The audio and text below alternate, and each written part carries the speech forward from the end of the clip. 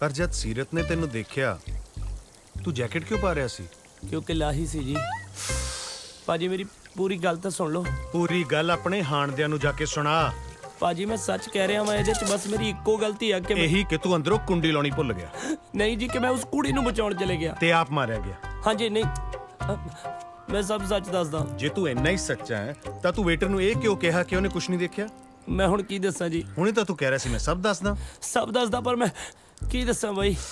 ਉਫ, ਕਿਉਂ ਬਦਲਾਉਂਦੇ ਹੋ? ਵੀਰ ਜੀ ਦੀ ਤਾਂ ਪਹਿਲਾਂ ਹੀ ਦਵਾਈ ਚੱਲਦੀ ਹੈ। ਭਾਜੀ ਮੇਰੀ ਗੱਲ ਤਾਂ ਸੁਣੋ।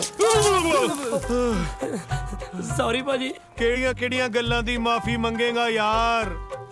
ਦੇਖ, ਤੇਰੀਆਂ ਗੱਲਾਂ ਤੋਂ ਤਾਂ ਨਹੀਂ ਲੱਗਦਾ ਕਿ ਤੂੰ ਸੱਚਾ ਹੈ, ਪਰ ਤੇਰੀ ਆਵਾਜ਼ ਦਾ ਦਰਦ ਦੇਖ ਕੇ ਲੱਗਦਾ ਕਿ ਤੂੰ ਕਿਸਮਤ ਦਾ ਮਾਰਿਆ। ਮੈਂ ਕੁਝ ਨਹੀਂ ਕਰ ਸਕਦਾ। ਗੁੱਸਾ ਸੀਰਤ ਦੇ ਸਿਰ ਚੜ ਚੁੱਕਿਆ।